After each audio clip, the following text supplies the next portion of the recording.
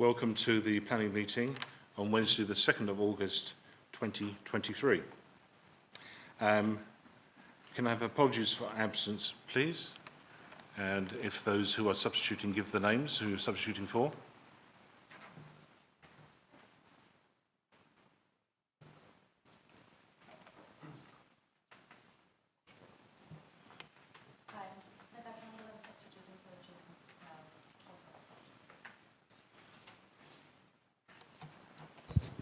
Gareth Mighton substituting for Chrissy Stamp. Tracy Coombs substituting for Marion Nesterov. Thank you. Any other? No substitution, Chairman. Okay, excellent. Is it agreed that I signed the minutes of the previous meeting? Agreed. Agreed. Excellent. It's done. Yeah. What was that? Urgent matters of any reason for special circumstances? Oh, yes, sorry, before. Yeah, so couple of things on the minutes. On the supplementary agenda advice which has been circulated, there are, it refers to page 8, page 11 and page 12. That's the minutes. Those are the, so condition 6 under page 8, which is agreed by myself and the other spokes, and then 11, page 11 and page 12 are really just noting what happened on the night, especially the new condition 5 and new condition 23. One other thing I need to say, that when we approved the care homes applications, there was some confusion at the meeting, actually probably following the meeting, by others. So I'm going to say this every time that we do approve an application for a care home. So this is what will go into the minutes. This approval is only in planning terms. The planning committee has not given permission for the children's care home. That permission is granted by Horsted, working with the Children's Services Department of the local authority whose children will be living there, which may not be Medway Council. So we're clear, and now it's in the minutes clear, and I reiterate that every time we have approve such an application, the application on the agenda tonight for a care home, as you know, has been deferred, and that will be coming back to the next meeting. Right, so now we'll move on to 3. Urgent matters of any reason of special circumstances, any at all? No? Declarations of interests. Councillor Etheridge. Thank you, Chairman. Not only being a ward councillor, I'm also a parish councillor for Finsbury Extra. And because of the boundary changes, Cooling Parish Council is now coming to my ward, along with the existing parish council of Cliff and Cliff Woods. So I just want to make it exceptionally clear that if any planning matters comes up whilst I'm attending any of those council meetings, either as a parish councillor or as a guest, I do not take part in any way in any planning discussion that takes place. In fact, I deliberately tell the chairman at the time, I'm removing myself from the room, please call me back once you've finished. So I just want to make sure everybody is absolutely clear. At any parish meeting that I attend, I do not take part within those planning processes.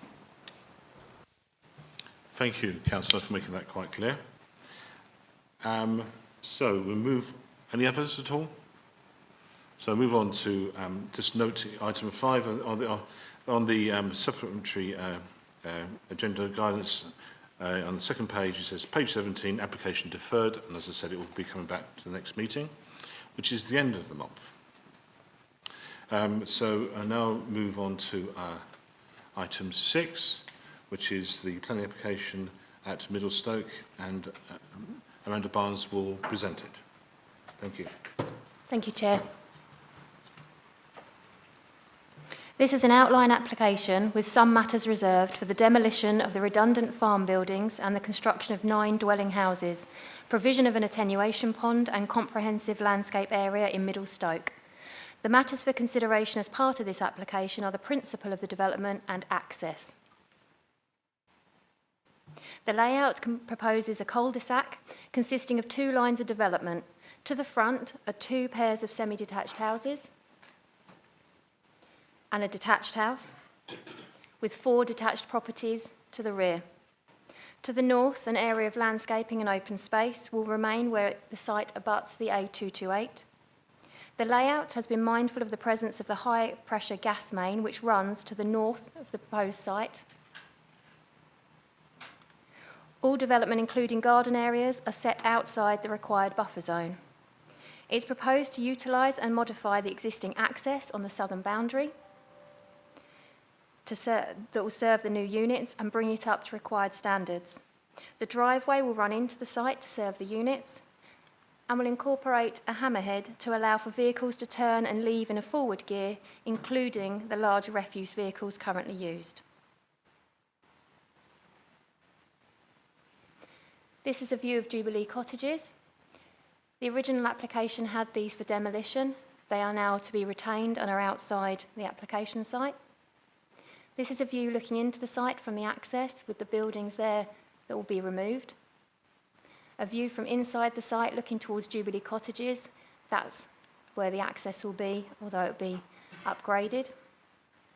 Again, looking towards this side, Jubilee Cottages, these are the buildings to be removed. And looking towards the rear with the road running, and then this will be the landscape area. This is an aerial view of the site, shows the cottages in here. And this is an indicative proposed street scene to show the houses in Jubilee Cottages and then the proposal.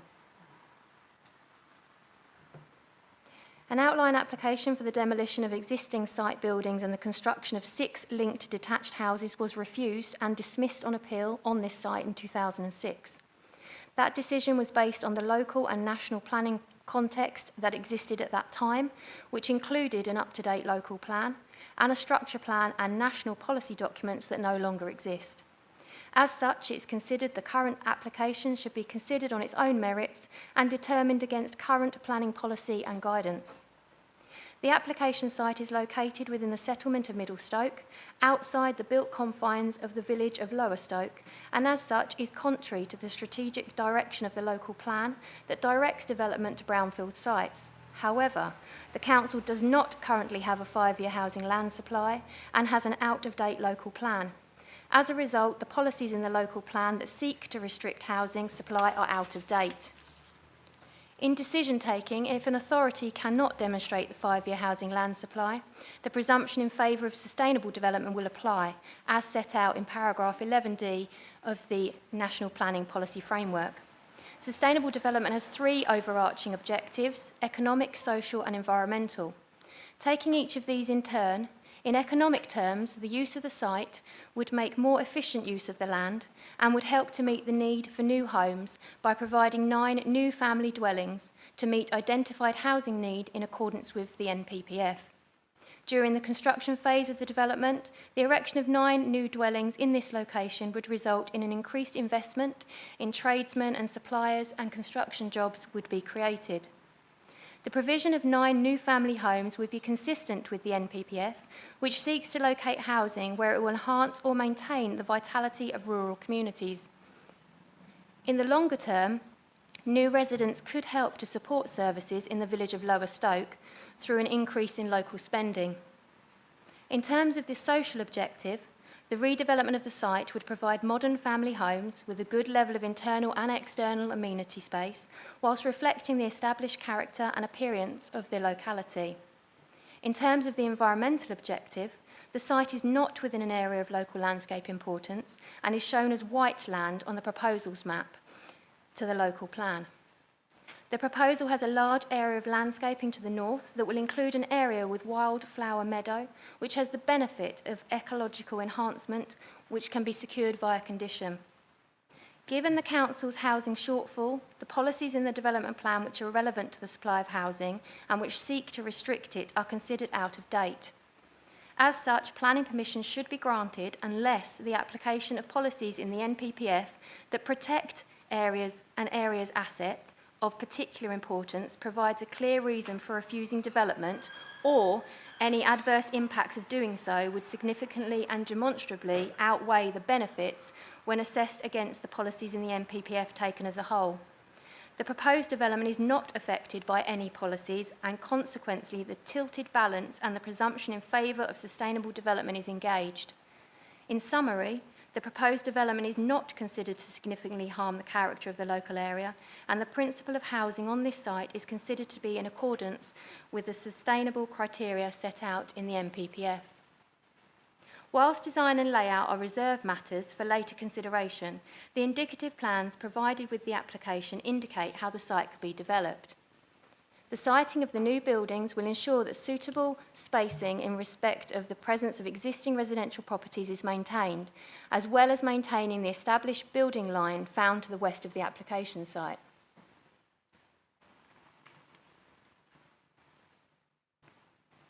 The two-storey mix of semi-detached and detached properties is considered to complement the general character of the area. Landscaping is proposed on the site with a wildflower meadow to the north designed to benefit biodiversity.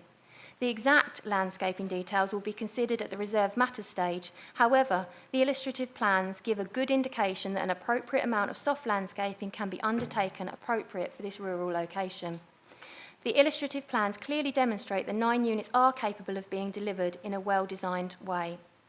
Turning to amenity, the indicative plans show that the 9 units can be laid out in a fashion that would ensure there would be no demonstrable adverse impacts in respect of the neighbouring amenities of existing residents. Adequate separation distances can be achieved to ensure that the development of the site will not result in any unacceptable overlooking or reduction in privacy, or have an overbearing impact upon existing neighbouring properties. The proposed development has been designed to provide a good standard of living. The indicative dwellings have been designed with internal layouts that will exceed the nationally described space standards, with adequately sized gardens to meet the needs of future occupants. In terms of ecology, the applicants submitted a preliminary ecological appraisal, and Kent County Council's Biodiversity Officer has considered that, subject to the conditions set out in the report, the application is acceptable in ecological terms. The site is situated within the Environment Agency's map as low risk. However, the area surrounding the site faces significant flooding, and the lead local flood authority is currently undertaking works to improve this.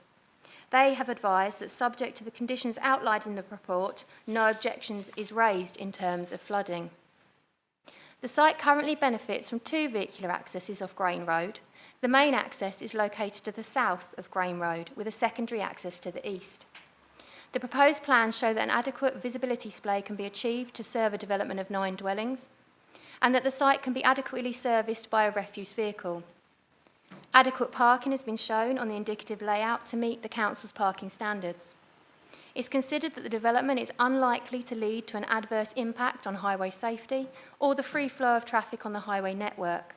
No objection is raised in terms of highway access, parking, and the application is considered to accord with the local plan and NPPF. Concern has been expressed by the HSE, SGN and National Gas Transmission regarding the proximity of their pipeline and assets to the application site and development. The applicants are content that the scheme has been designed to be away from such sensitive pipelines and to adhere to any required separation distances. Notwithstanding this, the HSE have required that an approval should not be issued without being given notification and being fully able to consider the issue. In summary, recognising the Council's position regarding its lack of 5-year housing land supply and the fact that this limited development is considered to be sustainable in accordance with the NPPF, the principle of the development is considered to be acceptable. The development is in outline with all form matters reserved for future consideration except access. However, it's been shown on the indicative plans that the housing could fit onto the site without causing demonstrable harm to the character of the local area, amenities, issues with highways or ecology, and is, as such, it's recommended for approval, subject to the conditions set out in the report and referral to the HSE. Thank you.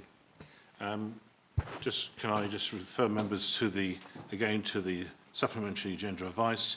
The last item is referring to this this application, as it says on page 36, that further representations from Stoke Parish Council have been received.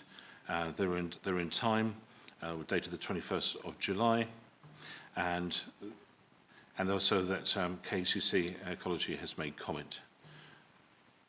Right. So, the ward member, Councillor Spalding, wishes to speak to the committee. Does the committee agree that he's able to address this? Agree. Okay. You have 5 minutes once I've got my timer up, and you can go. I'm obliged, Mr. Chairman. The applicant and those opposing this are all constituents of mine, indeed the applicants here with us in the room. The facts are that this is not the application that's submitted in January. The case officer's report tells members it's an outline application for 9 new dwellings, net 9, when the application that actually came in January, and that was previously agreed with the pre-application advice, was for the demolition of those cottages and the erection of 9 with a net gain of 7. This is actually quite important. We then get in April 2 new drawings altering the layout, and less than a week ago we're provided with a new site plan. Regardless of whether it's net 7 or net 9, members will note the considerable number of objections that have been raised, but the main issue that has to be addressed is the regular flooding, and I appreciate what the planning officer has said about maybe there are some improvements on the way, but this overwhelms the drainage system and causes raw sewage to escape. This has, in my submission, an adverse impact on the development going ahead. And if you actually look at the front cover of the ground shore contamination report contained within your papers, flooding, high, red letters. Page 18 of the report cannot be less damning, excuse the pun. The property is likely to be prone to flooding and assessed at significant risk of surface water flooding. And members' attention is directed to the photographs provided with the letters of representation of Mrs. Richardson and Tony Smith. A picture paints 1,000 words. The access point to this development joins the existing road directly where the flooding occurs, and therefore I submit it cannot be considered sustainable to have an entry into an area where those using it could be put at significant risk. The applicant, in the supporting planning statement, refers to case law for their backup position. I would suggest that there is case law that we need to consider, whether it has a direct impact or not, I'm sure legal advice, but in the case of Leakey and National Trust, the Court of Appeal held that if you know about a nuisance and fail to take reasonable steps to prevent it, even though it occurs as natural resources such as weathering, you could be liable. Whether that falls on Medway Council's plate, I don't know. However, I would submit it would be reasonable to submit this application because, as mentioned by the planning officer, there is a different access to the site. Paragraph 3.5 on page 8 of the supporting planning statement confirms this, and as the planning officer has mentioned, there is a farm gate with access to located to the side. So you could put the access there and remove this potential issue of people having to drive through flooding and sewage. The pre-application advice, the applicant was told they'd need to demonstrate sustainability. Well, that's a matter for you. But it does say in any other application, they would need to justify why the site can no longer be used for agriculture. It is agricultural land. The application says so, not brownfield or part brownfield as the transport statement erroneously states. And while the first requirement is arguable, with the second, I say nowhere in the papers does the applicant demonstrate why the site can no longer be used for agriculture. Parking must be addressed. Under the original application for net 7, there will be 3 parking spaces where the cottages will be. Obviously, if we keep the cottages, we lose those 3, plus we need 5.4 parking spaces to take account of the additional 2 dwellings. And I would at this stage remind members of the lack of supporting and required documents for such an application. We got a pile of them for the net 7, but we don't have them for the net 9. No supporting planning statement for net 9. No shadow habitat assessments. And I draw members' attention specifically to page 10 of the original document. Paragraph 2.2.1 tells us the pathways of impact that have to be considered for any application. We have nothing on this. Most importantly, no new climate change statement, no ecological appraisal and no new drainage strategy. The existing drainage strategy is very clear. The entire report, page 4, is based on net 7 dwellings, not net 9. And as the planning officer has alluded to, back in 2006 there was an application on the site for 6 new dwellings, refused on appeal. It was noted, and I quote, "The village's drainage system may not be adequate to cope with additional housing. The road outside is already subject to flooding and this will worsen with proposed development." Mr Chairman, members, I submit in its present form it's unsustainable and unsuitable. New application comes out with access to the side, may be a different matter. Mr Chairman, members, unless I can assist you any further, thank you very much.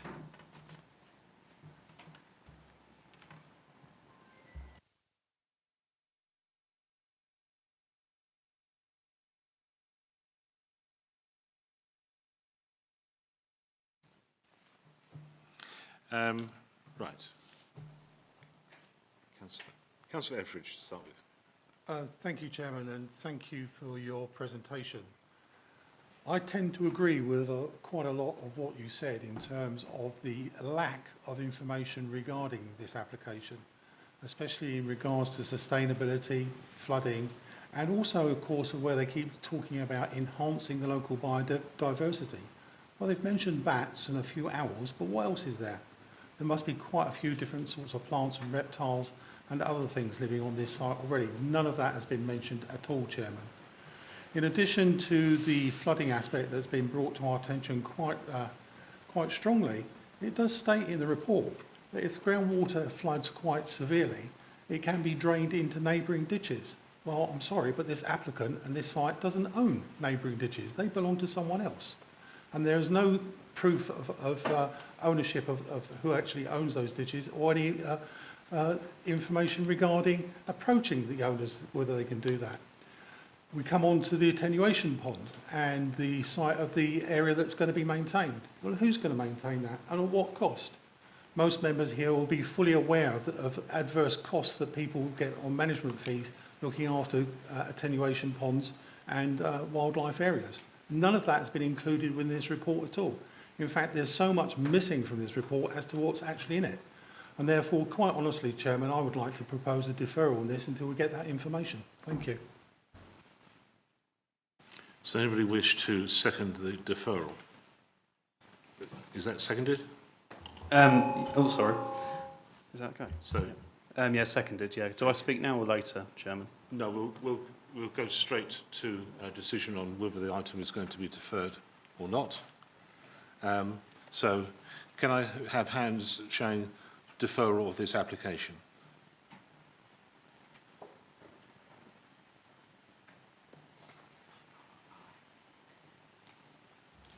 That's 8, Chair.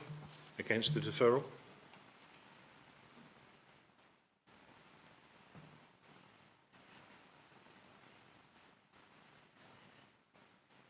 That's 7, Chair.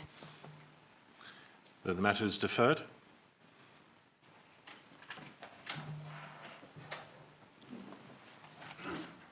Chairman, sorry, can I ask, recognising that this is an outline planning application, in principle, what information do members want with an outline application, please? I'll come back onto that, Chairman, quite easily. Because it's outlying and indicative, how many times have we been told that halfway through the proposal that it's no longer viable and they want to either add or increase the density or change the layout or change the drainage or change something else? Until we get more information as to exactly what it is they propose to do here in terms of the drainage, the biodiversity, the access, the flooding, and all the other issues, including the subsidence and everything that's mentioned within this report, I can't see how we can make a valid decision on this. We've got to look in planning terms, as you said, in future occupancy of these people. So who's going to be responsible? Is it going to be the developer?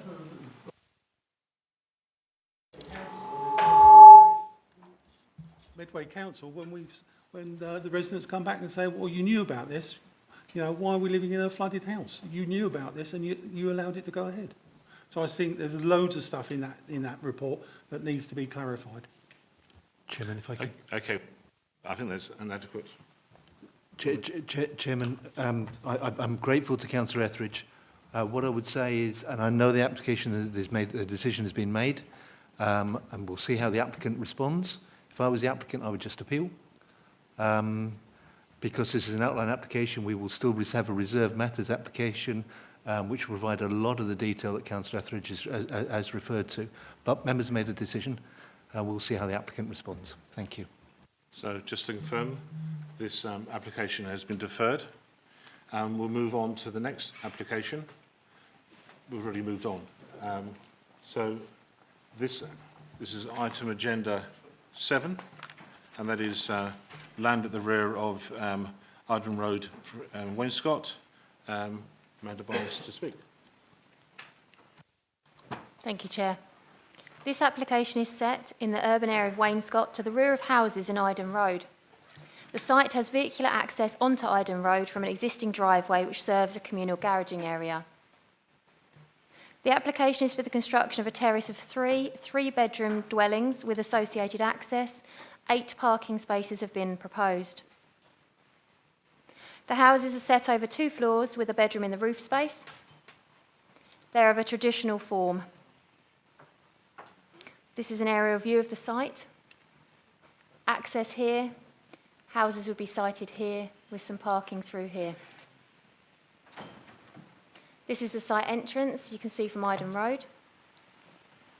Looking back towards Iden Road in these pictures. That's the vehicular access going out onto Iden Road there, with the rear of the houses there. These are the garages on the site that are to be retained. And this is looking towards the houses in Grasmere Grove, with the application site with the houses through here. The site is set within the urban area. Policy H4 of the local plan states that within the urban area, residential development will be permitted on land within residential areas, provided a clear improvement in the local environment will result. This application is for the siting of 3 new homes on an existing backland garage site where the access is already established. The site is generally of a hard surface nature with concrete aprons. The area where the housing is to be located is unused and is subject to fly tipping. The houses are located within the urban area and within walking distance to schools, services and public transport. The site is therefore considered to be in a sustainable location. As such, no objection is raised to the principle of houses in this residential area. In design terms, the properties would not be readily visible from Iden Road. The houses are 2-storey and a traditional design, such they would fit in within the housing stock in the wider area. The area is composed of a large expanse of hard standing with an area of overgrown land, and as such it's not considered the new houses would remove any notable features. In terms of design and layout, the proposal is considered to accord with the provisions of the local plan and the MPPF. The proposed houses would provide a good standard of accommodation and would meet the technical housing standards. Each property benefits from a good-sized rear garden. While the proposal will have the potential to create noise associated with the comings and goings to the properties either side of the access on Iden Road, it's considered that due to the current use of the land for the parking of vehicles, the addition of 3 new homes would not create noise and disturbance likely to be so significant to warrant refusal. Due to the siting of the houses with regard to the neighbouring properties, it's considered there'll be no significant issues with regard to loss of outlook, daylight, sunlight or privacy. It's noted that the application site is situated within flood zone 1. However, it's in a significant surface water flow path and therefore any application should ensure that this is not increased. Subject to conditions on the report that seek to deal with this issue, the application is considered to be acceptable. The entrance to the site is from an existing access used for garages. Improvements are proposed to the access to provide a separate footway, and the site can accommodate the turning manoeuvres of a fire tender. The applicant has provided 8 parking spaces, which complies with the parking standards. It's considered that the limited additional trips associated with the proposal will not have a significant and unacceptable impact on the local highway network. In summary, the principle of development is considered to be acceptable in this urban area. The design and layout of the scheme is considered to fit within this residential area without causing demonstrable harm to the character of the local area, amenity, or issues with regard to the highway network. and as such is considered to be in accordance with the local plan policies and the MPPF, and is recommended for approval subject to the conditions set out in the report. Thank you. Thank you. Any member? Councillor Etheridge. Thank you, Chairman. And I noticed that my own parish council have objected to this on many grounds, but I'm not going to go down that route. What I'm more concerned about is these three houses, or the proposal three houses, are physically higher than their neighbours, and therefore any water runoff, which we've experienced before, was going to go directly into their gardens and into their houses. So I'm now looking for some advice from the legal officer and from the planning officer. What advisory information can we put on this application, or what condition can we put on this application to ensure that that doesn't occur?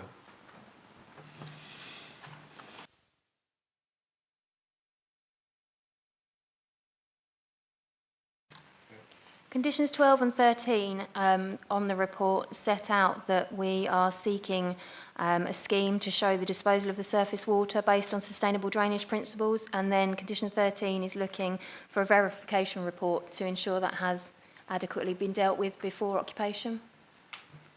And my final question is how can we ensure that's enforced? Because we know a number of these conditions have been put in place before and never enforced. The committee's familiar with the enforcement tools available to you. Breach of condition notices would be one. If we're looking at occupation prior to, a pre-occupation condition, then we would be looking to take enforcement action if the properties were occupied prior to that condition being discharged, if it was expedient to do so. There isn't much I can add to the tools that you're all very familiar with. Thank you for that. Is that precondition, can we put that in as well? Chairman, sorry. Condition 12 is no development should take place. So that's the sustainable urban drainage one. The condition 13 is the verification that those works have been undertaken. And that says prior to occupation. So they're very strongly worded conditions.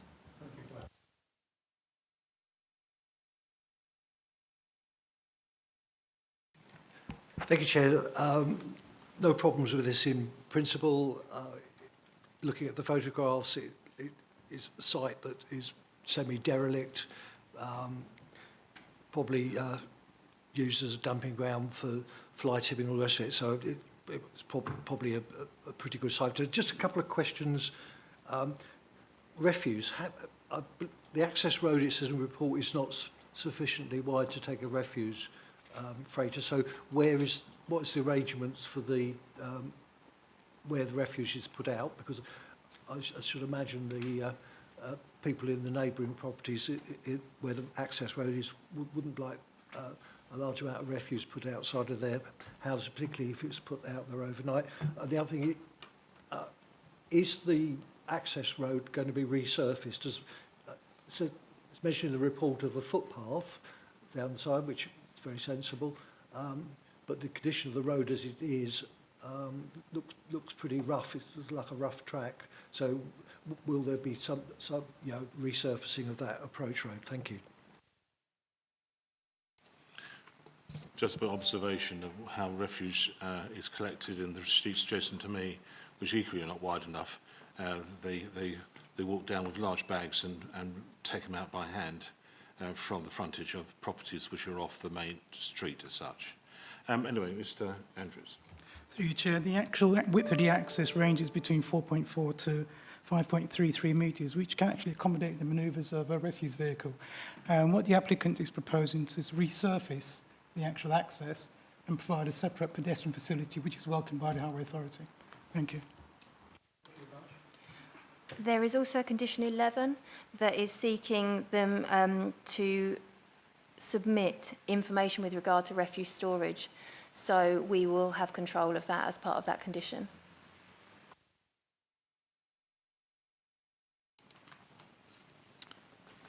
Any other member?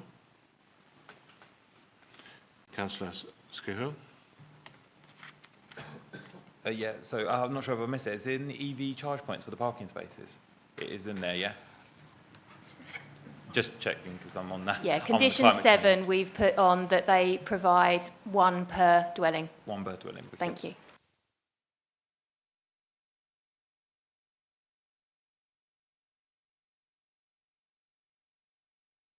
I'll go to Councillor Jones as Acting Vice Chair to move the recommendations. Move approval, Chair, conditions 1 to 17 as set out in the report, noting in particular items 12 and 13, conditions on drainage and verification. Move approval with conditions. Is that seconded? Thank you. Is that agreed? Excellent. Yes, everybody. Yeah.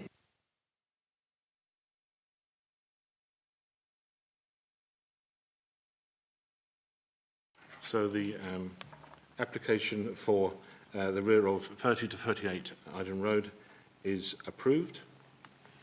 I move on to item 8, which is the application at the Wayfield Community Primary School, and Mr. Harris is speaking to this. Chairman, thank you very much. As you say, this is an application for a single-storey extension to provide 3 classrooms as well as an overspill car park at the primary school at Wayfield. So this is the primary school just in here. The main entrance is off Wayfield Road just there, but there is this secondary access coming in just there, off of Aldershot Road. So that's just there. So that's the main entrance there. So you can see how the school is laid out. The proposed overspill car park, i.e. for staff, will be in this area just here, which I will show in a second. And then the extension proposed comes in through there, up to there, and then it comes back along here, and then there's a little nib which comes out, as you'll see in the plans. So it's this area here. So the main open space of the school will remain unchanged. So that's the entrance from Aldershot Road coming in there. So that's where the overspill car parking will be for staff. And then this shows you some photographs looking back from the school grounds towards the entrance, which is just here and just there.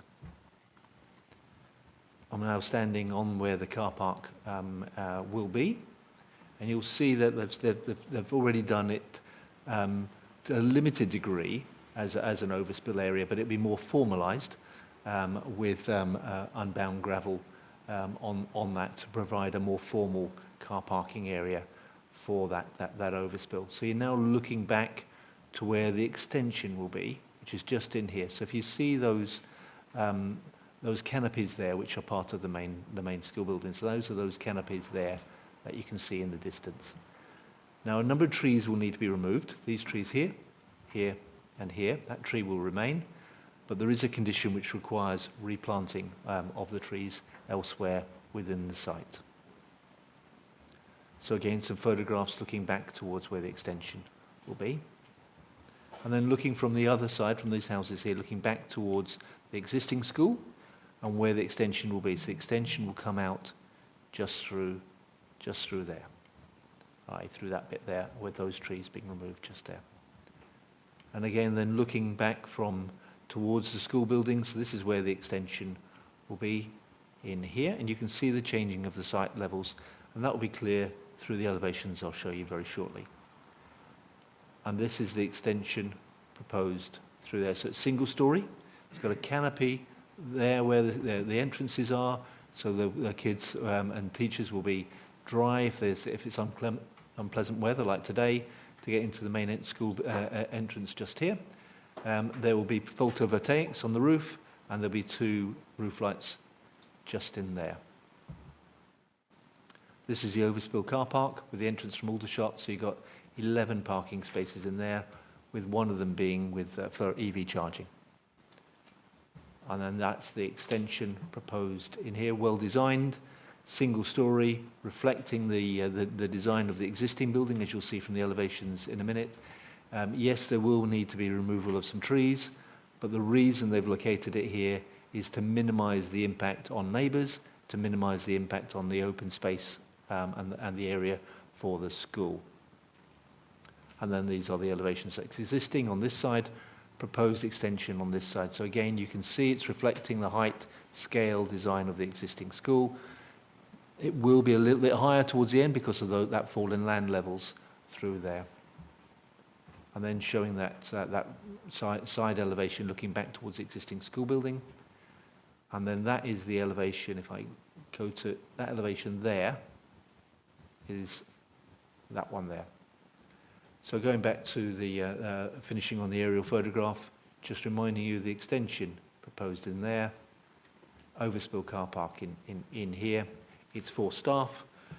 Chairman, we think this is a good scheme. It's well designed. It's providing for a need for school places, and the car park for staff will help to address pressure on car parking in local roads.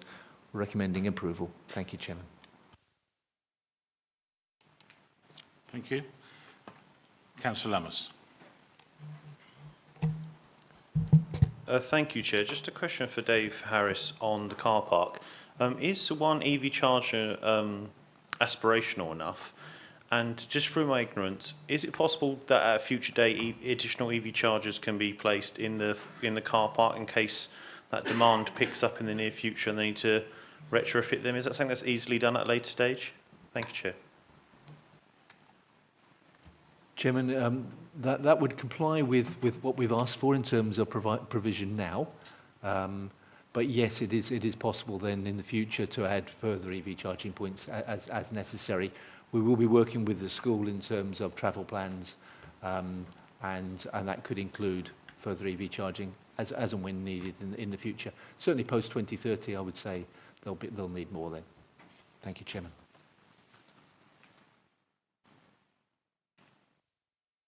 Any other member wishes to speak at all? If not, I'll go to the acting Vice Chair. Councillor Jones. Thank you very much. Chair, move approval with conditions. Conditions 1 to 7 as set out in the report. Is that seconded? Thank you.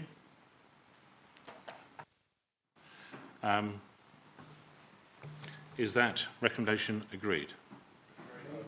Yeah. Yeah. Anybody against, by the way? No. All. Saves you counting. Thank you.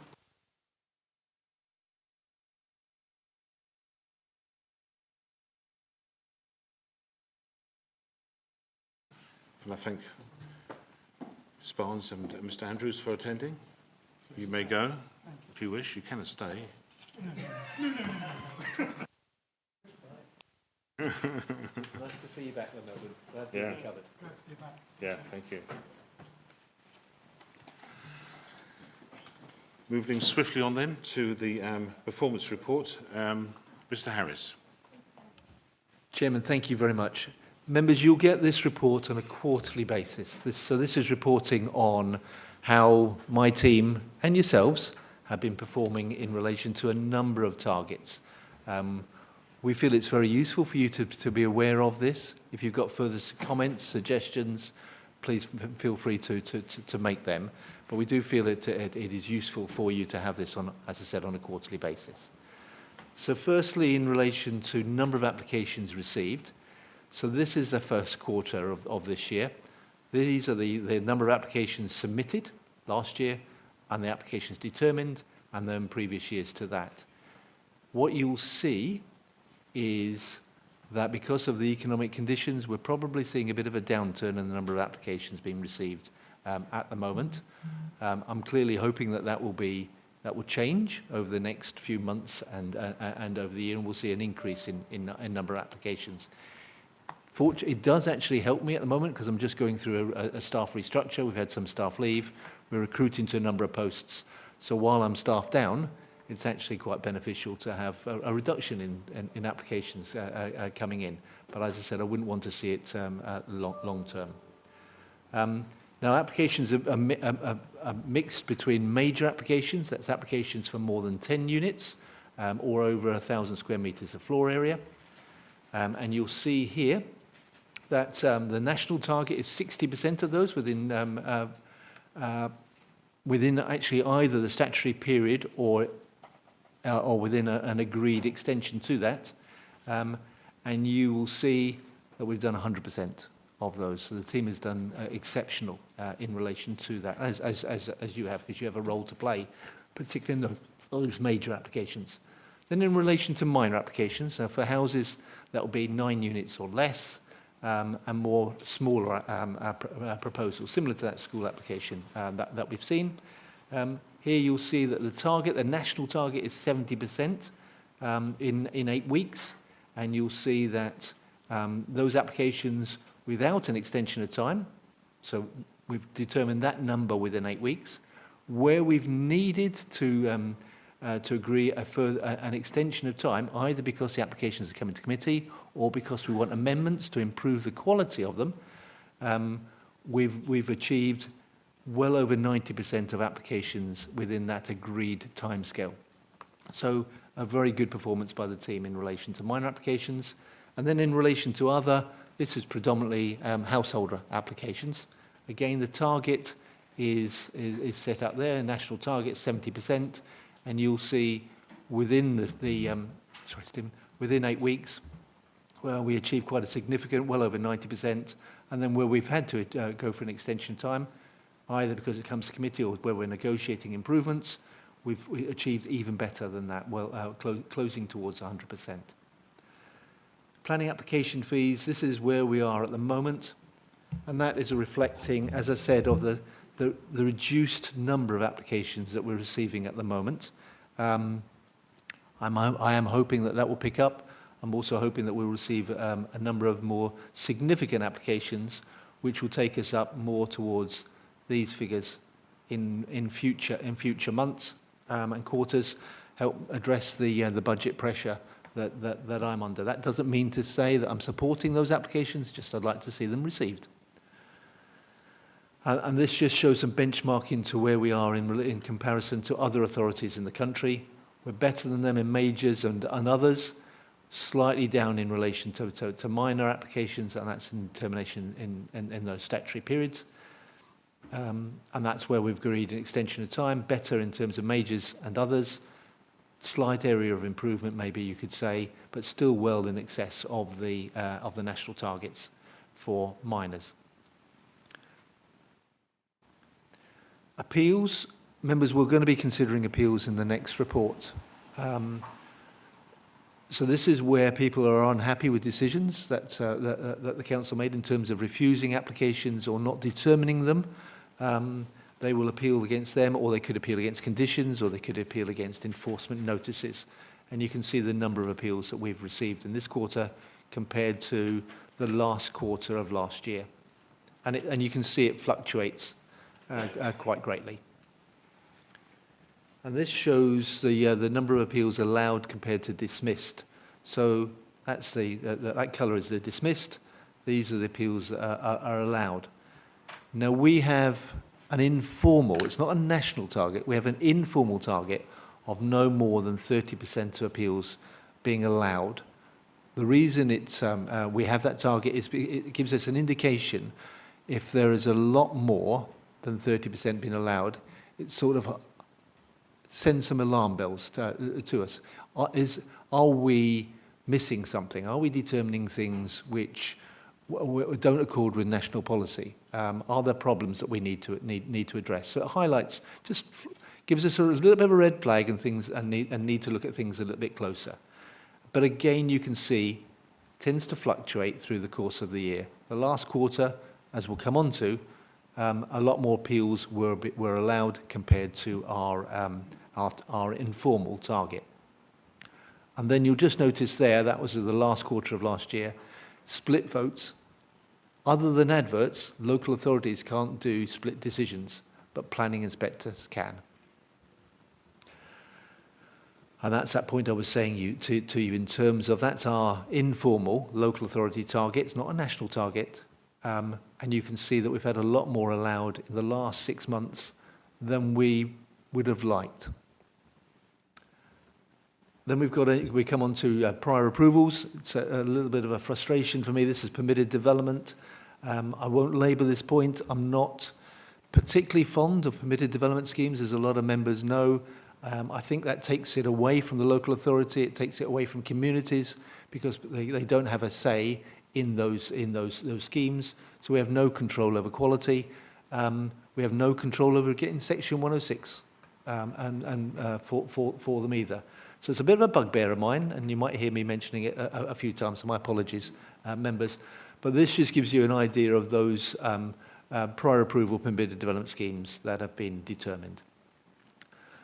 This is quite useful. This is the number of units, housing units that are under construction. And you'll see that since 2018, there's been a significantly increase in number of number of houses under construction. And that's important that members are aware of that, because you'll be aware, or you'll be more aware as the months and quarters go on, that there is a national target for us, standard methodology, which sets out the number of dwellings that we are supposed to be delivering within our local authority. It's a difficult one for us, because we don't build many houses as a local authority. We're reliant on developers to do that. So our control is only through planning permissions. But that doesn't mean to say that we should be granting permissions for everything.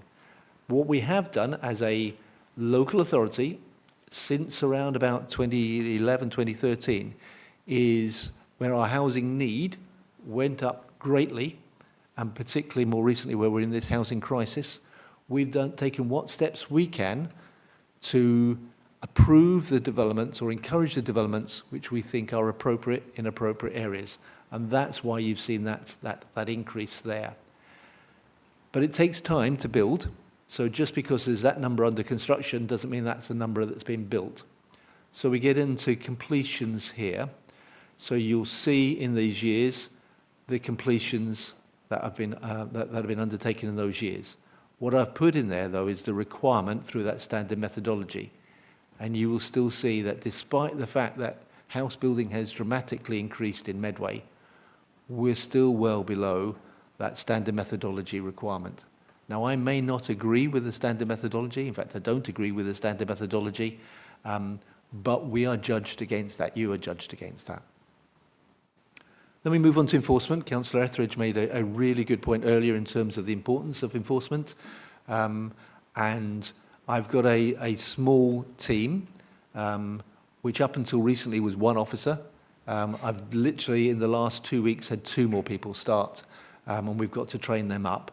But it's important, if people are going to have faith in the planning process, it's important that, and again, I'm taking words out of Councillor Etheridge's mouth, it's important that we have an enforcement process which enables people to have faith in the planning process, that we will take action if someone's building something or changing the use of something which causes harm to the area.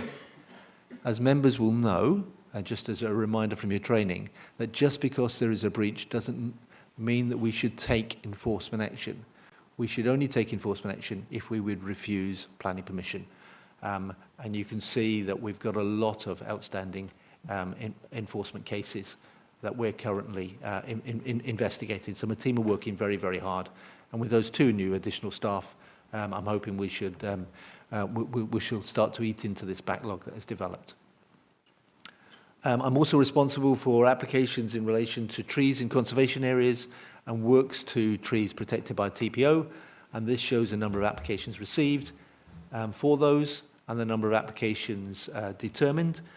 Those members who have been around a little bit longer in terms of this planning committee will know that we've struggled with processing those applications over the last few years with just one officer, Mike Sankus, who's very, very good, but he's not only dealing with these applications, he's also dealing with commenting on planning applications, and as well as the increased importance of trees related to climate change and biodiversity net gain and so on.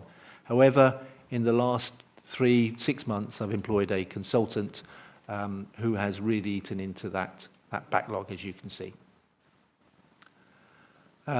The lead local flood authority falls within my remit as well. Many of you will come across Gabby. She's incredibly good, as you can see from the way that she comments on quite a variety of proposals which go across her desk. All of them she deals with in time. Then the final thing really is in relation to complaints. planning is one of those disciplines where someone is always unhappy. If we grant approval, the objectors are unhappy. If we refuse something, the applicants are unhappy. So we do get a lot of complaints. Now, the council's complaints procedure means that if someone's unhappy, they will, through stage 1, complain to me. Once I've explained why we've reached the decision that we have, most of those complaints go away in terms of they might not like the decision still, but they understand it. Stage 2 is if they're unhappy with my decision and goes to the chief executive. And then stage 3 is where they go to the ombudsman. And if the ombudsman upholds any complaints, you will see that in your report coming forward. What I would say that in terms of the complaints for the last quarter, I've upheld 3, but that only related to enforcement investigations where, because of that limit in resources, we were delaying in getting back to people. Obviously, with 2 new people starting, we will seek to address that. But I would draw your attention to page 114 and the compliments that we receive. I think this is really important because it's very easy for people to complain. They're not so keen to give us compliments. So when we do, I think it's important that my staff are aware that we have received these compliments and get the pat on the back. I'm regularly told that as a local authority, we are head and shoulders above most other, all authorities elsewhere in Kent in terms of the way we deal with our customer and responding to them and treating them with consideration and responding to calls. So, Chairman, happy to answer any questions. Thank you. Right. Councillor Etheridge again. Thank you, Chairman. Thank you, Dave, for your very detailed report. Can I draw your attention and members' attention to page 92, please, where we talk in item 7, climate change implications. And I suspect in terms of the number of houses newly under construction that have increased dramatically is because of the proposed new legislation of the future home standard, which comes into force less than 18 months from now.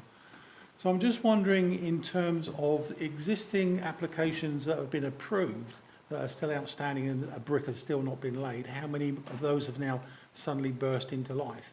And more importantly for this committee, when are we going to start looking at applications that are obviously going to take some time to both put in place and build, to bring in that parts of that new legislation, whereas members may or may not be aware that all new homes within 2025 cannot have gas supplied to them. They have to be heated by another method, primarily air heat pumps. And I think that's going to be something that we need to take into consideration when applications come forward, of like when they intend to not only start but complete all those buildings to meet that deadline. Thank you. Councillor Pearce. Thank you, Chairman. I think it would... That speaker, I think, is causing a problem. I think it'd be interesting to know how many houses we're actually permitting every year, because obviously we control permissions, but we don't control builders building houses or completions, and we're judged on areas which we don't control. So I think it would be interesting to know by each year how many houses we're actually permitting, and then comparing that to the target.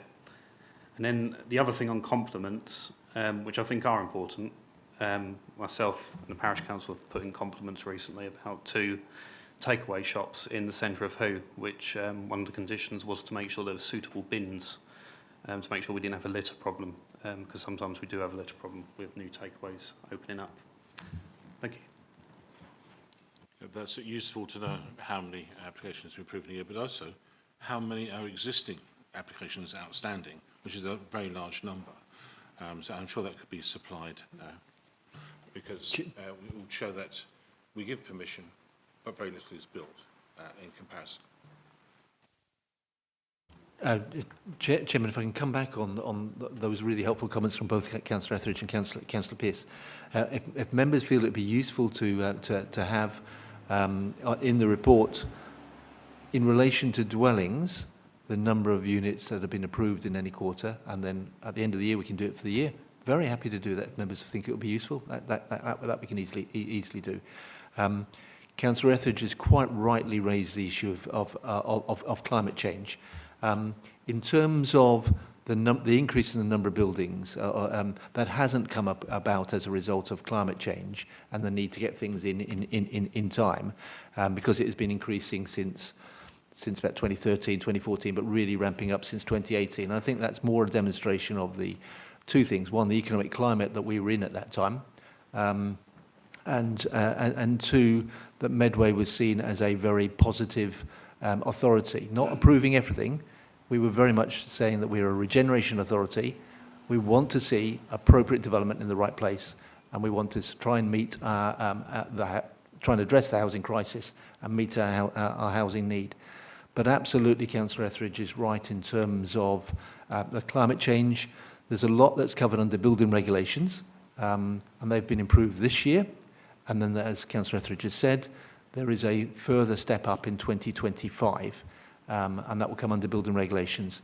But this committee has been very clear that you wanted to see developers not only meeting the building regulations, but exceeding them.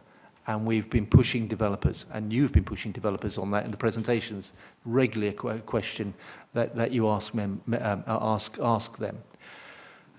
But prior to the election, there was a working group which Councillor Curry sat on, which brought developers in to speak to them about climate change and energy efficiency, to find out what they were doing in terms of meeting goals and aims and exceeding them in the future. And there's certainly a lot of work that's been done there by the volume house builder and the SMEs. The SMEs go a little bit further than the volume house builders. But certainly there's, I think the main problem that we've got in relation to energy efficiency is not the new build, it's the existing housing stock where the problem is. But thank you for raising that very, very important issue, Councillor Etheridge. Councillor Jones?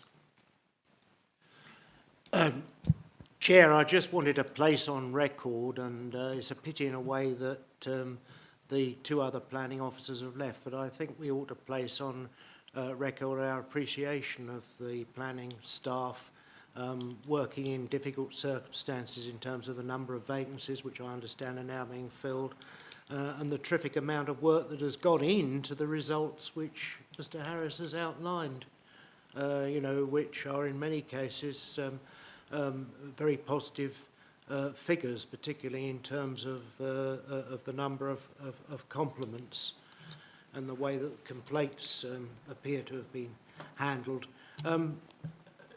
Chair, may I just, for the point of clarity on a couple of issues for when I come to be moving these reports, can I take it first of all that Mr. Harris considers he's dealt with all three reports for information, the appeals, the performance and the 106, or would he be having anything else to say on any of those? And the second point I wanted to make is I just wanted to clarify Councillor Pearce's comments. What I think he's asking for, through you, Chair, is houses actually built rather than figures for planning approvals. And if Mr. Harris is saying he can do that without incommensurate resource, then well, it sounds like I've got it wrong, but I'll just leave it there with those two questions. Thanks. Just on the recommendation is under 10. It's to note the report essentially. So. Chairman, thank you. If we could take each report separately, Councillor Jones, because I will, because of the importance of the appeals, I will be going through those appeals that have been allowed. Not all the appeals, you'll be glad to hear, but just those ones which have been allowed or where there was a member overturned. But in answer to the second question, I understand exactly what Councillor Pearce is asking there in terms of it's the actual permissions rather than the houses that built. We already report on houses built, but Councillor Pearce is understandably saying, well, what about the actual permissions, which gives an indication as to what's not being built. Yeah. Can I add to that? The total number of, it's a one-off exercise to actually say what is actually sitting in the bank and it's not being built. Councillor Field. Thank you, Chair, and thank you, Mr. Harris, for this excellent report. One area that I'm interested in, and we are living in a time of a housing crisis, and we're living in a time of a cost of living crisis. Do we have, if it's not too much resource in your team, do we have regular information on the amounts of affordable and social housing that is going through the system? The answer is yes, we do, and yes, I can include that in the report as well. Yeah, thank you. I want to call you Douglas. Councillor Hamidishe. Thank you very much. My question is, thank you for that, Mr. Harris. Very detailed report. Just for some context, I guess, is it possible for us to have like a tale of the tapes? How do we compare it with other areas when it comes to units completed, so that we've got some sort of comparison? So when I look at that, it looks impressive, but I don't get the context in terms of what's happening to our nearby areas. So I get more a detailed understanding of where our deficits are and where we can improve. Any comment? Oh, I've left my microphone on. Chairman, we can, because that information is publicly available. So, I can definitely include that, Councillor Hamadishi. The only context for that is that you've got some authorities which are much smaller than us, so they will have a much smaller number of units which are under construction. But you'll also have some authorities who have large areas of green belt, large areas of areas of outstanding natural beauty, and therefore there'll be less development in those areas as well. But absolutely, I can at least once a year provide that benchmarking that you've asked for. Absolutely.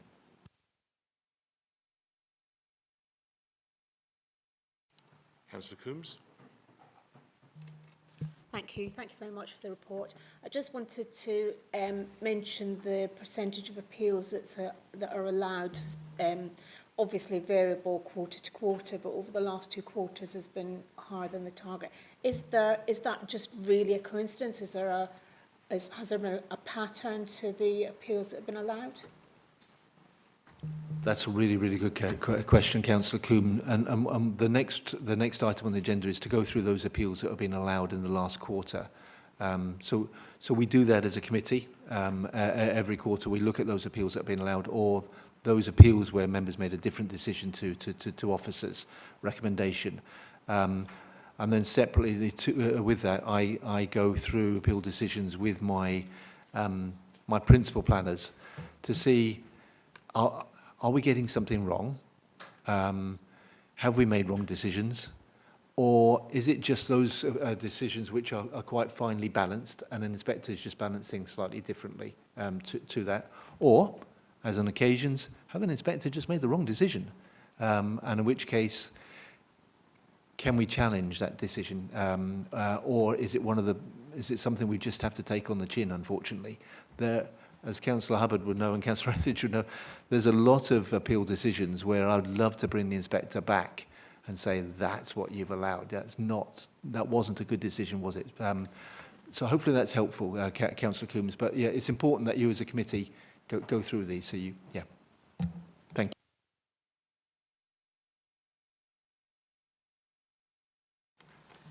Thank you, Chair. Thank you, Mr. Harris, for all that information. My question isn't specific to the performance report, so it's more a request for information, so I hope I'm permitted to ask this.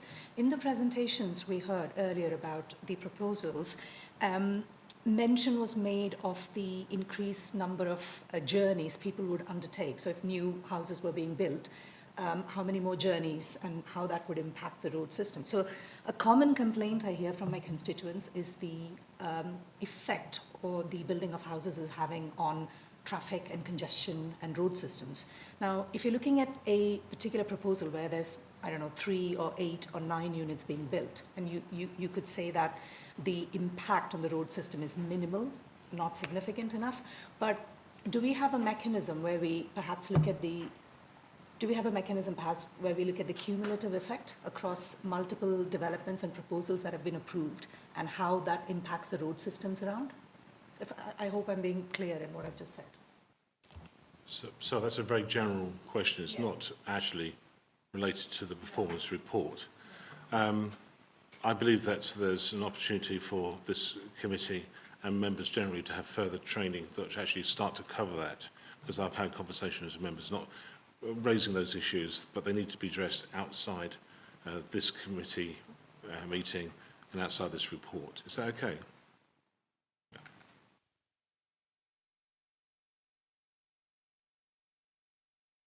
Any other member? If not, I move to Councillor Jones as acting vice chair to move 10. Item 10. Yes, I move the performance report 1st of April 2023 to 30th of June 2023 be noted, and note the requests for further information made by members. Is that seconded? Yeah, excellent. Is that agreed? Okay, excellent. Moving on. So move on to item 10, which is the report on appeal decisions, and Mr. Harris again will speak. Chairman, thank you very much. What I'll do, members, I'll run quite quickly through the appeals that you'll see that are allowed. So you'll know through the report the number of appeal decisions there are, but what we do in terms of more detail is those appeals which have been allowed, or those appeals which run where members have made a different decision to officers. So the first one relates to 1 Iden Road, and that was where we served an enforcement notice where there was a permission had been granted for an annex, and what was being built we felt was a separate dwelling. We served an enforcement notice. This is the building in here. So the inspector admitted that it wasn't being built in accordance with the approved plans, but he basically, in very summarising terms, said we'd acted too quickly because it was still under construction. It hadn't been laid out inside, so we couldn't come to the conclusion that it was a separate dwelling. It could still be an annex. So he quashed the enforcement notice and he allowed the appeal. So it's one that we will have to keep under review. Then we've got Weybridge Close. Now this was a committee overturn, and it related to an area of open space here, but it was in private ownership. The application was for this the 2 pairs of semi-detached houses in here, and the officer recommendation was a balanced one. It's a recommendation for approval. Members of the planning committee felt that this was an important open space area for the benefit of the residents around here, not only to use, but also to look out across in an area which is, you can see, quite densely packed. The inspector simply didn't agree with members, and actually came to the conclusion, well, it's a private area, it could just be fenced off, and nobody could use it. I think I'm disappointed in the decision, is my view. I can understand why members refused it. I can understand why officers recommended approval, because obviously they report to me, but I could at the same time still understand why members refused it. But it was, Councillor Coombs, it was one of those balanced ones where it could have gone either way. Then we've got 8 Abbey Road, which is a single-storey extension to the rear. So that's the proposed ground floor. And what they were doing is removing an existing extension from there and replacing it with a conservatory. My office, this is a delegated one, my officers were concerned that with the annex here and this extension, that it left a very limited area as private garden area. An inspector said, it's no different to now because they're replacing an existing extension. And if I'm looking at this critically, I would say the inspector probably got it right. We probably shouldn't have refused it because it was effectively what's been put there is the same floor area as is being removed. So we'll learn a lesson from that, and I'll speak to my officers on that. The next one is a wee bit of a bugbear of mine and a number of people, which relates to a telecommunications mast. Obviously, as we move from 2G to 3G to 4G to 5G, masts are increasing in height and increasing in prominence and dominance there. This is one you can see, which is opposite the King Charles Hotel. Got the museum, the Engineers Museum just here. It's in the conservation area. I can understand why an inspector has allowed it. They've balanced it out on the basis that the public benefits, in terms of most people demanding more from their mobile phone, so the public benefits of the mast outweigh the harm, visual harm to the area. I still don't like them, but I can understand why an inspector made that decision. I think one of the problems I have with this one and one later is that the colour of them is a galvanised steel, silver colour. I think that on occasions we can get a colour of a mast on cabinets which are less intrusive, but that may be a subjective personal point. 66 Sharfleet Drive. This is a lawful development certificate for the construction of a detached outbuilding.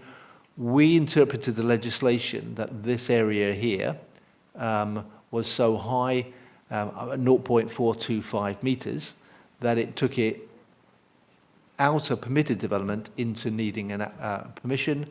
An inspector interpreted the legislation slightly differently. We'll review what the inspector said.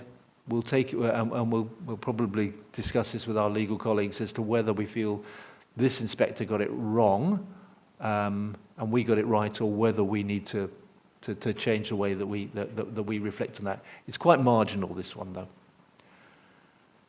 Then we get to Seymour Road. So this is the very edge of our borough here at Rainham. This was an outline application. So it's linked to that first application you considered this evening. So it's an outline application for residential development. We as officers recommended approval to it, but very, very much on balance, because we recognised that if there is one road in Medway which is at capacity or near capacity, it's the A2 as it goes through Rainham. So we made that clear to members. Members initially took the view that they wanted to refuse it. They wanted to refuse it on 3 grounds. One was highways impact, the point that you were saying. I can't remember which councillor raised it in terms of the roads. Yes, councillor. They wanted to raise it on the basis that the roads can't cope with anything more. And this would have a severe impact. And that's the critical word here. Can't just have a negative impact. It's got to be a severe impact. So they took the view that this had a severe impact. They also took the view that there was a detrimental impact on the conservation area, and they took the view that this is an area of local landscape importance, and that there was some environmental landscape harm. Following that member decision, I went out to speak to a barrister, to speak to consultants in terms of highways, in terms of conservation, in terms of landscape. The landscape officer came back, or consultant came back and said, I can't defend the landscape reason for refusal. Yes, it's in an area of local landscape importance, but not all such areas are of the same level of importance. And this isn't going to cause such landscape harm that you would win that aspect on appeal. The conservation officer came back and said, yes, there would be some harm to the conservation area. They wouldn't want to argue that reason for refusal alone. But if there was a second reason related to highways, then they would be happy to argue it. And then the highways consultant said, yes, there was a highways reason for refusal that he was happy to argue. So I came back to committee. Members agreed to drop the landscape reason for refusal. And that's important because you can win an appeal but still lose costs. If you can't defend every reason for refusal, you can still have costs awarded against you. So we need to make sure that when we refuse something, and when you refuse something, we just refuse it on the strong grounds. Don't bring in any weak grounds, because that weakens your case. So we refused it on, you refused it on highways impact and impact on the conservation area. Now I'm going to go on to this one, because this is effectively next door to it. So the site you're just looking at is slightly to the right here. This is Moore Street, so you've got the new school in here. This is Ottram Key Lane there, and those of you who know the area will know how difficult that junction is there. So this was a detailed application submitted by Medway.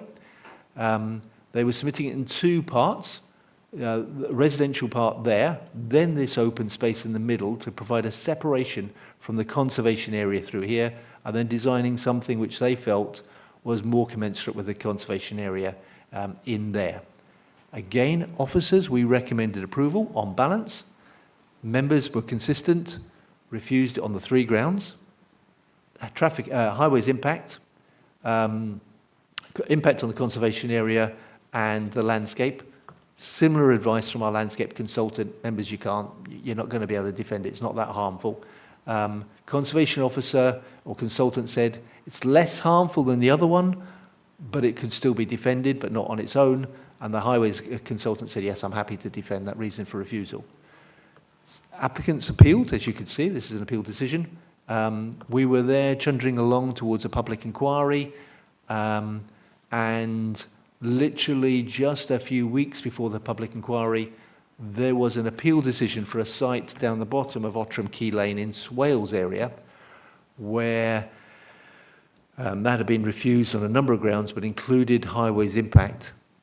And the inspector there allowed that appeal despite that, that highway reason for refusal. And effectively, the rug was pulled from under us.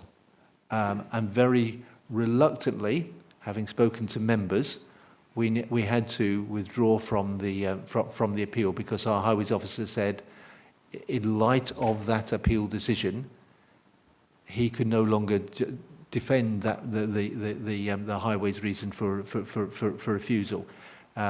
We also knew that if we continued to defend it in light of that appeal decision, we would lose with costs, and you're talking hundreds of thousands of pounds.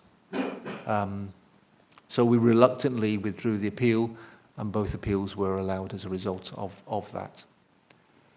Then we get to Water Meadow Close. This was an enforcement notice served relating to an extension to a garage where there had been previous refusals. So we took the decision that because of those previous refusals that we needed to serve the enforcement notice. We did, and the inspector said, well, actually it's slightly smaller than the ones dismissed on previous appeals, so its harm is less, and he allowed the appeal and quashed the enforcement notice. Back to another telecommunications mast. This is the one just down the road here. So you've got Dockhead Road coming down down here. Sorry, this leads to the tunnel in here. So this is the mast. I don't like it. It's very, very prominent. But again, an inspector took the view that the public benefit outweighed the harm. I think this is the skeleton building that you see just in there. So he allowed that appeal. And then as we get to the last appeal decision, this again related to a neighbourhood consultation, which is quite complicated. We feel that the inspector made a wrong decision on this in terms of legislation. So we're taking some legal advice on that at the moment as to whether we challenge that decision. Don't necessarily feel that planning permission should be refused, but we just feel that in terms of the legislation, the decision is wrong.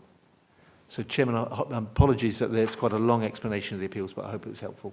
Thank you. Councillor Pearce. Thank you, Chairman. Yeah, the masts are a bugbear of mine as well, and what annoys me as well is that some of them are installed silver and others are installed dark green. It would be nice if they had a standard colour. Dark green would be good. We've had a few applications where in my ward, and luckily we spoke to the applicant quite early on, and they agreed to move the position and also potentially change the colour. But yeah, I think there should be a standard colour on them, and it would actually make them more acceptable. Thank you.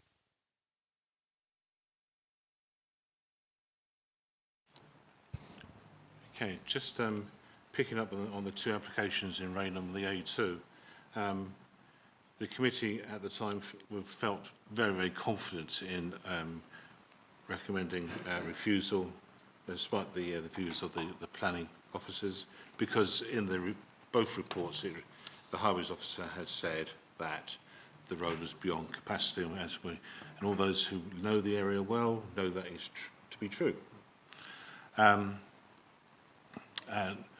so, effectively, you say that a similar application across the boundary in Sheppey, that council failed to adequately defend their decision, didn't put up a big enough team, essentially, and capitulated, and that effectively, pulled the road, threw us under a bus, basically, on our applications.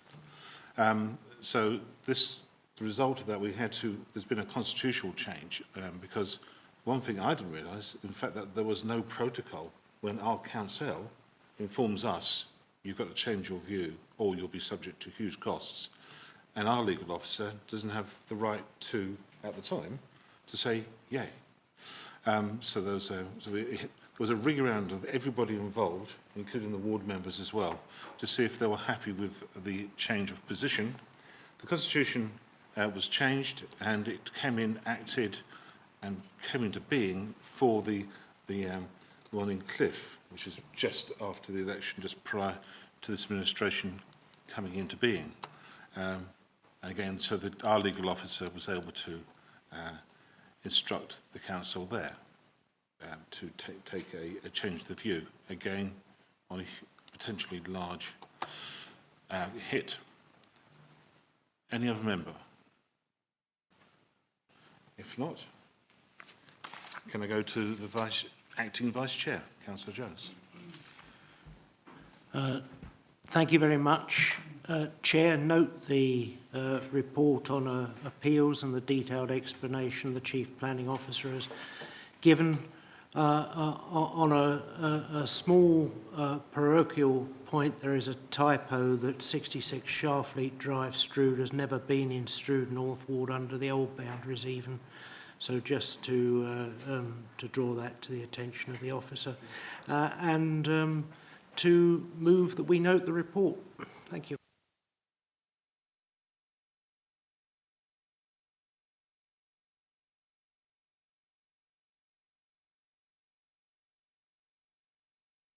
Move on to the last item, which is item 11 and section 106 agreements. I will actually ask Dave, Mr. Harris, to actually say how, because I'm aware, but a lot of the new members aren't aware how they could actually tap into any potential S106 monies in their ward or adjacent, especially when we've got changes to our ward boundaries. Though the one that comes to my mind is in Temple Marsh, which was in Strood South, and it was talking about monies to be used locally in the town centre. I worked with the former Councillor Buckle about using some of that in Strood North. It now falls into three areas, Strood North, Strood West, and Cuxton, Horling and River. So we need to have some kind of clarification. But, Mr. Harris. Chairman, thank you very much. I'm blessed with having two exceptional officers who are one full-time equivalent between the two of them. That's Jill King and Rachel Flintoft. Members, if you've got any questions regarding your ward and what Section 106 monies that might be around in relation to your ward, they're very happy to answer your questions and come back to you and give you chapter and verse in terms of what's been agreed, what's currently in the bank, and what things and what it's going for. So that's Jill King and Rachel Flintoft. Thank you, Chairman. Thank you. And one thing about Section 106 money, if it's not spent, you have to hand it back with compound interest. Councillor Lammas. Thank you, Chair. My question to Mr Harris concerns Section 106 money for Prince's Park. I note on the report £54,466 as a result of the building of the 24 units. Is that the one that I spoke about relatively recently? And does that mean that the money is ready to be allocated for spend now? Because I thought you said that the money only gets when they start to sell a proportion of the housing, or am I getting confused with a different application? Thank you. Councillor Lammas, what page are we on? Sorry, apologies. 145. Thank you. Right. Chairman, that doesn't mean that's under Appendix 2, which is agreements that have been signed. So we haven't got the money in yet. It's just showing that. So it possibly is a site that you referred to, but it's confirming that agreement's been signed and what the money will go to once it's received. Yeah. How can we determine what's sitting ready to go that we can chat to you about versus what's been signed? Appendix 1 is the Section 106 funding received that we've got in so far. But any of them, if you've got, even on Appendix 2, Chairman, which are ones that are signed, if you want to speak to contact Jill or Rachel, if you're unsure as to where the money's, what the money's set aside for, or have comments on that as ward councillors, they're happy to answer your questions. Thank you, Chair. I mean, certainly I think there's an issue with some of the 106s that is put for health purposes. Certainly when discussing the funding for the new Healthy Living Centre in the Pentagon in Chatham, I was quite surprised to see there was a very large sum of money allocated for health facilities in Chatham that the NHS were not drawing on. And I think that's something we perhaps need to chase up. We all know that how desperately we are for new health facilities here in Medway. There's money available, but the health service is not taking up that money. And we're talking about some very large sums. In the centre of Chatham, it was £9 million that have been allocated from various schemes all around us, including opposite. We can see one of them there, and the MDC schemes as well. And I'm not quite sure what we can do about it because the money's not allocated to us. We're only the temporary guardians of it. But I think we do need to put a bit of pressure on the ICP or ICB, which I can never remember whether it's the board or the partnership that we were supposed to be dealing with, but there's an issue there that certainly does need addressing, because if the money's been allocated to be spent for the benefit of our residents here in Medway, we should make sure that they get it. And I agree with that. There's a large amount of money. And as I mentioned earlier on, you only have that, I think Section 106 money is around for 5 years. And if it's not spent, you have to hand it back. So it's a requirement to get that money spent in time, especially something as important as health NHS. It's just disappointing. Maybe the fact that we could make contact with the relevant cabinet portfolio holder to say who they can raise it with, to point out how much money there is, and we need to move things along. Councillor N.A. Yeah, I think I agree with Councillor Gavin on the Section 106, because I think most of the money is sitting down somewhere whilst people need, the money need to be used for health services, like for Renam. I think most of the residents are not very happy that Section 106 money has been given for the Renam Healthy Living Centre, and that money still have not been used. And coming to think about it, with boundary changes and all those things, if those money are kept sitting down there and they are not being used, if there's a boundary change or maybe demarcation changes, then where would that money be applied? Because maybe during that, that money was issued for a particular project in a particular ward.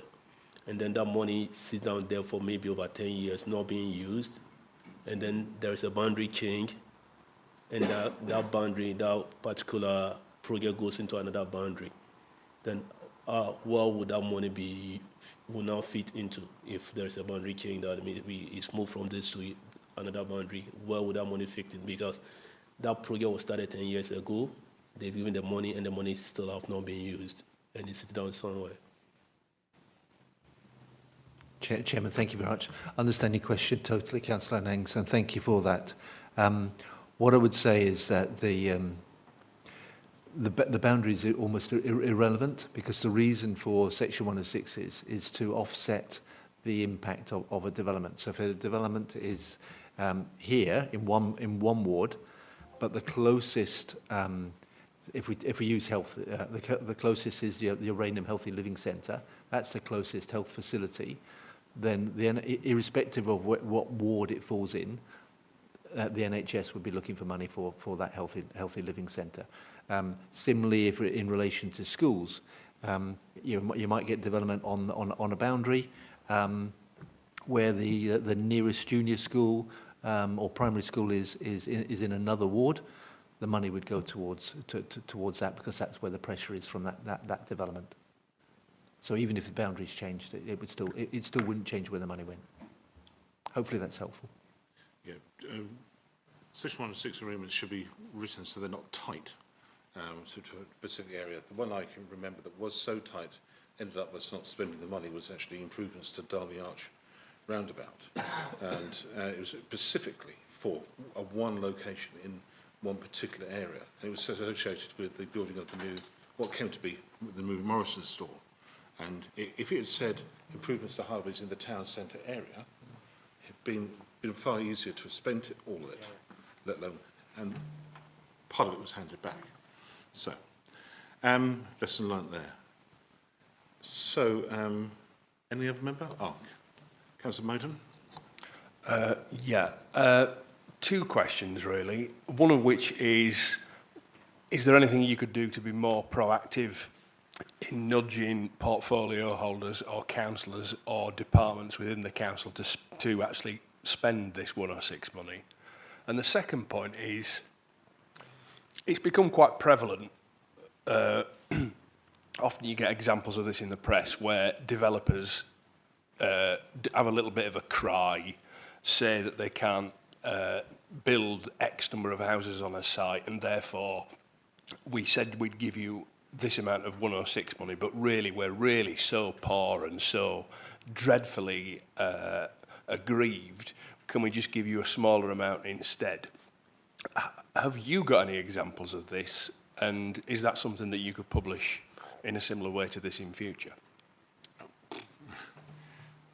I'm going to say that's not outside the remit of this report, I'm going to say.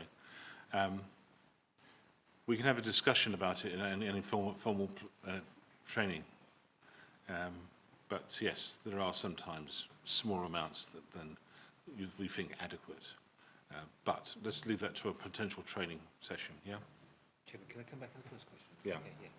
Okay, Chairman, thank you. And Councillor Myton is absolutely right. If I have a frustration at the moment, Jill King in particular, and Rachel who's recently got the job, they are Rottweilers.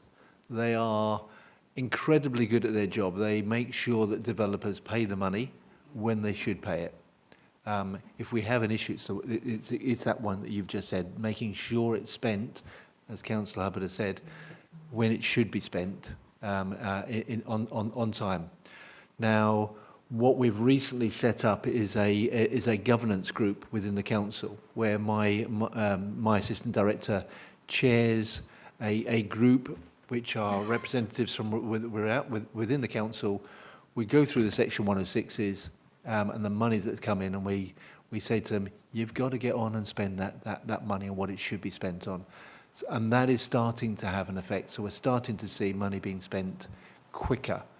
And hopefully, you know, that it's a relatively new group, but hopefully we'll see that having a greater effect over the coming months and so on.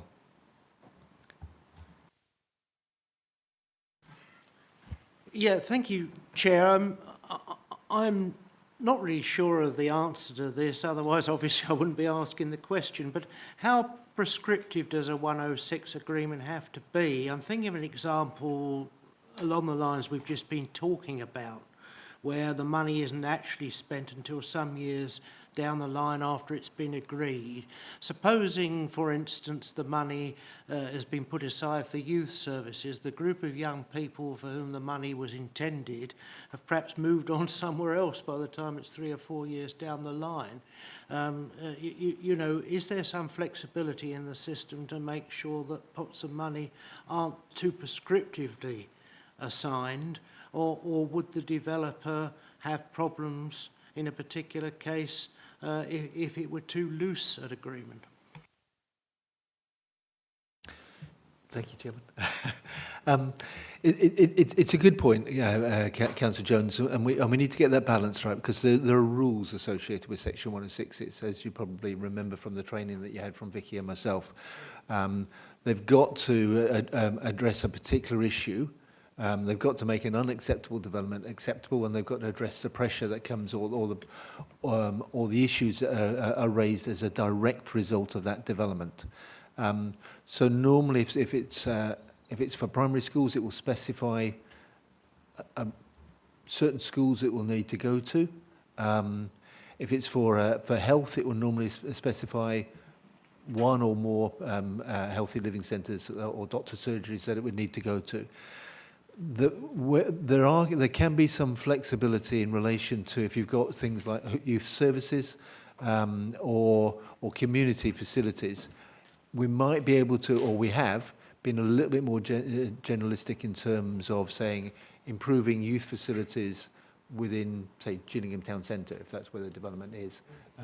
So it gives us that a little bit of flexibility, because we can say, well, actually, your development is going to generate this number of young people. They will need facilities within that area. So we can be a little bit more flexible in that way. But, and there is a but, and Vicky was looking at me just then, we need to make sure that the legal agreement is not challengeable.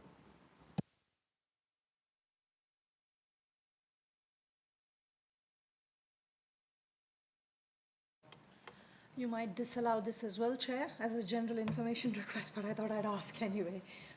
It says bird mitigation funds received. Obviously, I assume it's because bird colonies have been displaced, but it's a very small amount. And what happens to that? Who can use it? And what kind of mitigation is that? Sorry, I'm just unclear. No, absolutely fine. Hayley Taylor, who's our Birdwise officer, she's going to be doing some training for members in relation to what is Birdwise, what is a Section 106, why do we do it, and what that money goes for. So I know you've had a lot of training over recent months, so we'll be looking to do it either towards the end of this year or early next year. Thank you. And Birdwise run trips and site visits, and they're well worth going along to learn more about our bird population, but to understand, in fact, where the Section 106 money is going and what it's doing to support that initiative. Councillor Pearce. Thank you, Chairman. Yeah, there needs to be some meetings with officers, with ward members, and particularly parish councils, with a lot of Section 106 that's earmarked for who at the moment, because obviously developments happen, specifically the new community centre, which is nearly, I think, £2 million. And I think COGS need to start to turn on that to get that going and get moving on that before, as members say, potentially there's a claim that it gets taken away. So we need to move fast on that and get that facility built so people actually feel some benefits from that development that's happened. Okay. Any other member? If not, I'll move to the Vice Chair. Thank you, Chair. Note the report on Section 106 agreements in common with all the 3 reports that we've had from the Chief Planning Officer. They are from April to June 2023. Note the report, note the supplementary agenda advice, and good night. Thank you, Chair. Is that approved? Good. Okay. Excellent. That's the end of the meeting. Has it finished?